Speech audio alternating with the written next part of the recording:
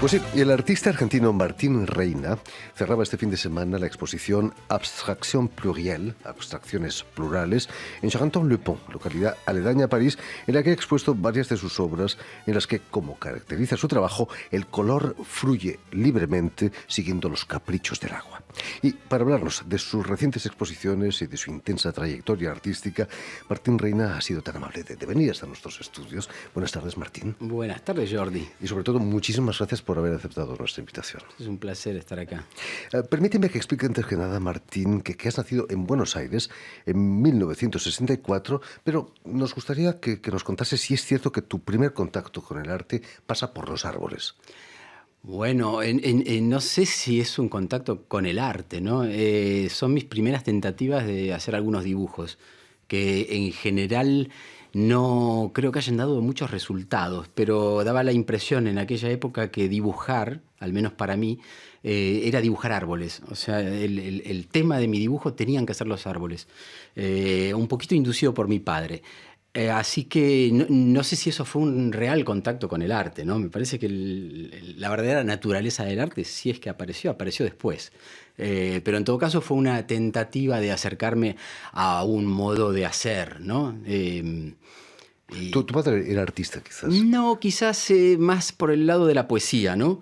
Pero no desarrolló una actividad artística de ninguna manera. Y ni yo tenía idea en aquella época de desarrollar actividad artística. O sea, quería dibujar algunos árboles y mi única intención era de jugar a la pelota, como decíamos. O sea que estaba muy lejos de imaginarme una vida de pintor o un futuro en el contexto del arte. ¿Y cómo nace esa inclinación por el arte en ti? Como nace, en principio tengo la impresión de que fue la literatura que me genera un impacto mucho más poderoso que la pintura, porque tenía más relación con los libros que con las pinturas. En la ciudad de Buenos Aires hay un muy lindo museo de Bellas Artes con una muy linda colección que yo apenas conocía en aquella época, y en mi casa familiar habría algunos libros de pintura, pero no había un contexto muy proclive a la pintura.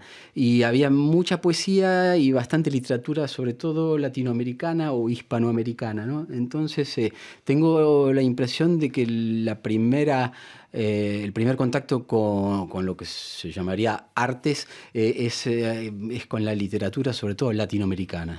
Porque Martín Reina, vas a estudiar sociología, además en plena dictadura. Quizás era la peor de las carreras que se podían estudiar en aquellos años, ¿no? No era el mejor lugar para ir en aquel momento. Y lo de los estudios era un pretexto para con mi familia, para que yo pueda seguir pintando en definitiva, porque si no, ¿cómo es esto? ¿A qué te dedicas? Y la verdad que para mi madre, sobre todo, no era algo consistente dedicarme a la pintura, cosa que ahora por ahí comprendo. Así que me inscribí en esta universidad, donde encontré algunos compañeros muy interesantes con los que empezamos luego a hacer teatro, a formar una troupe de teatro que se escapó de la universidad. Yo no perduré mucho en la Facultad de Sociología. ¿Cómo era el ambiente artístico a principios de los 80 allí, en ese Buenos Aires underground en el que te movías? Bueno, en Buenos Aires en aquella época no había un contexto institucional como hay ahora. No hablemos de galerías, por ahí habría algunas galerías, pero pienso en instituciones, ¿no? que siguen al arte o a la escena artística que se va produciendo, que absorben, bien o mal, pero que absorben esa escena. No había nada de aquello, ¿no? Y en el mundo había como una vuelta al hecho de pintar, ¿no? Luego de que los años 70 habían sido muy conceptuales, entonces había como una voluntad de volver a la pintura por un grupo de pintores jóvenes que también estaban muy relacionados con el teatro, la literatura, el cine. O sea que las disciplinas no eran demasiado delimitadas. O sea, podíamos o pintar, actuar o hacer teatro. El territorio de acción era bastante amplio. Así que en ese contexto yo empecé la pintura, especialmente en un taller de Buenos Aires que después se volvió legendario, que se llamó La Zona. ¿Todavía creíais en la pintura, ese arte que estaba a punto de morirse? Vuestro grupo se llamaba Los Últimos Pintores. Sí, en definitiva, siempre parece que está a punto de morirse la pintura, ¿no? Yo tuve, desde que empecé, la impresión de que si uno quiere pintar, la pintura no se muere. O sea, es como decir, se va a morir la canción. Si alguien se pone a cantar, la canción sigue existiendo, ¿no? Yo creo que la pintura forma parte de de esa naturaleza, ¿no? De manera que nunca encontré desde mí un pánico, pero siempre se anunció que hay como fin de la pintura o que la pintura se murió, especialmente en los años del arte conceptual, en los últimos años donde aparece la fotografía, el video, la instalación en escena, pareciera que hay un final de la pintura, pero paralelamente siempre hay pintores que siguen generando obras. ¿Cómo influyó la Guerra de las Malvinas en el incipiente Martín Reina pintor? Era muy raro porque yo realicé una serie estoy hablando de la guerra desde la pintura, ¿no? No desde lo personal, que es otro tema en el que también sentí un impacto porque había algunos amigos que partían hacia allí. Pero desde la pintura era raro porque yo no tenía realmente una relación con las imágenes de la guerra de Malvinas, más allá de alguna cosa que había en la televisión o en las revistas. Además no existía el internet, no teníamos esa relación con las imágenes en general, pero sí tenía relación con las imágenes de la Segunda Guerra Mundial o de la Primera Guerra Mundial a través de libros que había coleccionado mi padre, ¿no? Entonces utilizaba aquellas imágenes de la Segunda Guerra Mundial para pintar la Guerra de Malvinas. De manera que el tema era la Guerra de Malvinas, pero lo visual venía de otro lado. Entonces por ahí hay una pintura donde se ve el hundimiento del Belgrano, que fue un barco argentino, y no tiene nada que ver el barco que yo utilizo en esa pintura con el auténtico Belgrano, ¿no? Así que hay como una especie de desfasaje, ¿no? De utilizar la guerra, pero pintarla desde otro lugar, desde la imagen. Martín, otro de los temas que abordaste en tus inicios era una verdadera cruzada en defensa de la letra H. ¿De dónde sale eso? Eso ya fue como comienzos de los años 90, fines de los 80. Creo que tiene una relación con la literatura, desde ya, porque elijo una letra para pintar, ¿no? O sea que la pintura se transforma en una letra. Aunque sea muda. O el asunto de mi pintura es una letra, pero tenía que ser una letra muda, ¿no? El hecho de que sea muda me daba la posibilidad de que la pintura la tome desde otro lugar, ¿no? De que la pintura le reconozca una identidad que en el mundo de la lengua no tenía, ¿no? Esa era mi cruzada en aquel momento. ¿Cómo eran esas obras? Y esas obras partían de una palabra. Esa palabra tenía que empezar con la letra H. Podían ser hongos, humo, honor, hotel, hospital. Yo elegía una serie de palabras que comenzaban con esa letra y la letra y la forma de la letra con su doble simetría era el planteo del espacio de la obra. Y a partir de la palabra se establecía una relación con el color y tal vez con algo más. Interesante. Con 22 años vas a exponer por primera vez en Nueva York en una exposición junto a Guillermo Cuitca. Sí. No está nada mal. Nada mal. ¿Cómo surgió eso? Esa exposición surgió a partir de una amiga común que teníamos con Guillermo y con Rafael Bueno, que actualmente vive en Nueva York. Presentó las obras a un galerista, se mostró impresionado por un tipo de pintura, digamos, latinoamericana, que en aquel momento no era muy visible, ¿no? La pintura latinoamericana hoy en el mundo y sobre todo en Nueva York tiene como un estatus y una visibilidad y hasta como, no sé si letras de nobleza, pero es como que corresponde a un contexto y a una idea de la pintura. En aquella época era como nuevo, producía, creo que incluso lo que interesaba de aquella pintura que producíamos era el lado como salvaje o primitivo, o como le llamaban bad painting, ¿no? Mala pintura, ¿no? Entonces tal vez nos comparaban con Jean-Michel Basquiat o con pintores jóvenes que estaban en una tendencia neoexpresionista, bueno. Y desde ese lugar ese galerista se interesó por algunos artistas y empecé mi carrera, si se puede llamar, o al menos mi trayecto en el mundo de las galerías con una exposición en Nueva York, en el East Village. Vienes a París, Martín, en 1991 para una exposición. ¿Qué es lo que hizo que te quedaras para siempre?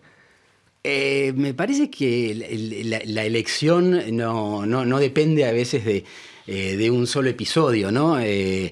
Pero sobre todo supongo que tiene que ver con los afectos, con los sentimientos y con la vida, en este momento puedo decir la vida familiar, ¿no? Muchas veces trabajo más en París, a veces trabajo menos en París, pero mi vida familiar transcurre en París. Entonces creo que la decisión se fue tomando en la construcción de aquellos episodios de la vida familiar. Tu familia se mudó a Patagonia, he leído.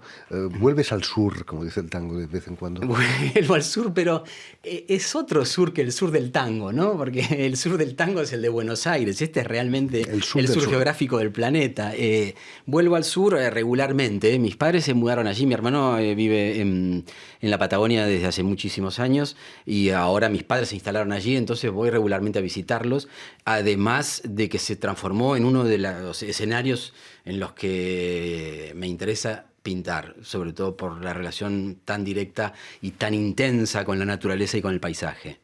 ¿Cómo empiezas, Martín, a trabajar tus acuarelas gigantes, en las que el color es protagonista, pero sobre todo el agua, el líquido, los fluidos? Allí fue Sara, mi mujer, que una tarde llega a mi estudio con un rollo de papel. Eran 10 metros de papel por 1,50 m y me dice que por favor intente hacer lo que yo hacía en pequeño en ese otro tamaño, que ella tenía la curiosidad de ver qué pasaba. Y fue una sorpresa porque, bueno, me parece que pasó algo diferente a lo que yo hacía en pequeño tamaño, pero de repente se me volvió muy natural trabajar en papeles que, bueno, llegaron a tener 10 metros por 1,50 m o papeles realmente grandes, ¿no? Que ocupaban la totalidad del estudio y en algunos casos la totalidad de los espacios de exposiciones, ¿no? ¿No tienes el miedo a la página en blanco? Porque un rollo de 10 metros debe dar pánico. Yo creo que por ahí el hecho de pintarlo es el miedo que produce ese blanco, ¿no? Justamente. Me parece que por ahí tengo más miedo que nadie. Y que no lo puedo soportar. O sea, creo que si lo soportaría ese miedo me quedaría quieto y no pintaría la obra, ¿no? Martín, la primavera ha llegado al fin aquí a París. Es cierto que sin haber utilizado nunca un caballete, trabajas muy a menudo en el Bois de Boulogne, el bosque de Boloña, junto a unas profesionales. En esta época empiezo a ir, aprendí a manejar automóviles hace muy poco tiempo, ¿no? Entonces esto me permite desplazarme por lugares en los que me interesa pintar, ¿no? Lo he hecho en Irlanda el año anterior, en una fundación que se llama Ballinglen, y lo hago frecuentemente en París porque el Bois de Boulogne queda muy cerca de mi domicilio y mi taller. Y bueno, el Bois de Boulogne está habitado por personajes muy diversos, o sea, desde ya hay muchos travestis, hay prostitución, hay muchos señores, quizás muchos compatriotas tuyos españoles que juegan a las bochas, no sé cómo lo dicen ustedes. Sí, a la petanca. A la petanca, sí. Entonces hay una población bastante particular que en general, yo diría, es totalmente indiferente al hecho de que yo esté pintando en algún lugar de por allí. Cada tanto alguno se acerca y opina y viene alguna de estas señoras y quiere decirme qué color tengo que utilizar o cómo tendría que cambiar la pintura. Cuando yo trabajo uso como los écouteurs, los cascos. Audífonos, cascos, para escuchar música. Entonces les pido que por favor no me hablen porque no puedo escucharlos porque está el sonido en mis oídos y que si quieren mirar se queden mirando. Pero sí, cada tanto tengo algunas visitas. Y hay otras visitas muy regulares que son las que me asustan, son los perros. Porque mucha gente lleva a pasear a sus perros y los perros se meten por cualquier parte y no siempre respetan la superficie que yo estoy utilizando para pintar. Tus vecinas, las prostitutas del Bois de Boulogne, están precisamente pasando por un mal momento. Se puede multar a los clientes.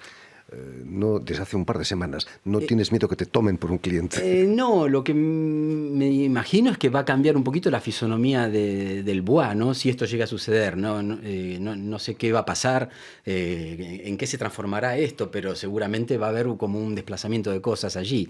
Eso me da un poco de pena. A mí me gusta el Bois de Boulogne como es, pero en fin, no conozco el tema y no tengo una opinión sobre esto. Estarás más tranquilo, seguramente. Tal vez menos gente. Es cierto que a veces realizas tu trabajo in situ en la galería, pintas en esas grandes superficies. Bueno, he comenzado a hacer sobre todo una gran, yo le llamo instalación de pintura, en la Maison de l'Amérique Latine. Esto fue en el año 2013, en la sala Miguel Ángel Asturias. Ahí hemos cubierto todas las paredes de la sala in situ. Digamos, y realicé la pintura in situ. En aquel momento era una perspectiva que se veía desde la entrada, ¿no? Entonces todas las líneas con los colores y los chorreados de agua coincidían en un punto de fuga que era en el centro de la sala al final de la instalación, digamos. Y en ese momento me di cuenta que era interesante para mí mirar el espacio o las condiciones del lugar a donde yo iba a hacer una exposición para resolver mi pintura en función a ese espacio, como que ese espacio me pueda dictar la manera de utilizar el color y el mismo espacio pictórico, ¿no? Tu pintura es un canto a la libertad, quizás. Dejas Ojalá, que el color se mueva. yo no me doy cuenta, generalmente siento más los límites que la libertad, pero seguramente debe haber un espacio de libertad para poder llegar a sentir los límites. En general, la pintura te hace sentir que no llegaste al punto en el que habías soñado, ¿no? Y cada vez que pintas algo, pintas alguna otra cosa después porque pensaste que la anterior te mostró demasiado el límite. O sea que esa libertad siempre es soñada. En fin, pues muchísimas gracias, Martín, por haber estado aquí con nosotros. Espero que sigan los éxitos. Y si quieren volver a escuchar íntegramente esta entrevista o incluso verla en vídeo ahora, lo pueden hacer en nuestra página web RFI en español o también en la página Facebook de la emisión El Invitado de RFI. Gracias de nuevo, Martín, y mucho éxito. Gracias a vos, Jordi. Hasta pronto.